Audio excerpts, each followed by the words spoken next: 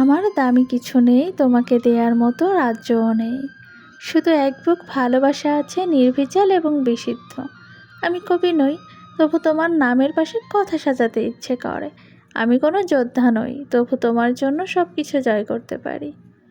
তোমাকে ভালো রাখার দায়িত্ব কোনোদিন আমি এড়িয়ে যাব না, কারণ তুমিই আমার সব কিছু। তুমিই আমার সমস্ত সুখ। তোমার ওই এক চিলতে হাসিতেই আমি এই পৃথিবীর সব কিছুই ভুলে যাই। দুঃখ সবসময় ভেঙে যায় না, দুঃখ সবসময় ভেঙে যায় না। কখনো সেটা জমা থাকে হাড়ে, কখনো সেটা জমাট কুয়াশার মতো মাথার ভিতরে আটকে যায়। মানুষ ভাবে সময় নাকি সব কিছু ঠিক করে দেয়, কিন্তু কিছু দুঃখ সময়ের সঙ্গেও হাঁটে। প্রত্যেক দিন নতুন রূপ নিয়ে ফিরে আসে আমাদের জীবনে। কেউ বুঝতে পারে, কেউ বোঝে না, তবু ভিতরে ভিতরে সেটা জমে থাকে। দুঃখকে মুছে ফেলার চেষ্টা নয়, বরং দুঃখকে জায়গা দেওয়াটাই টিকে থাকার উপায়। কারণ কিছু ভাঙন ভাঙা অবস্থাতেই আমাদের ভীত করে দেয়।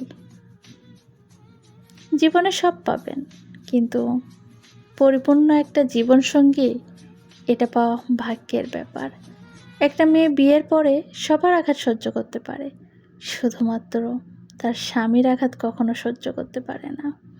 ওহে নারী, এমন কাউকে বিয়ে করো যার কাছে ভাতের অভাব হলেও তোমার জন্য সময়, সম্মান, যত্নের অভাব কোনোদিনও হবে না। স্বামী আর স্ত্রীকে বুকে নিয়ে কতটুকু শান্তি পাই তা জানি না, তবে একজন স্ত্রী অবশ্যই স্বামীর বুকে ঘুমিয়ে শান্তি পায়। পৃথিবীর সবচেয়ে বেশি শান্তির জায়গা সেটাই।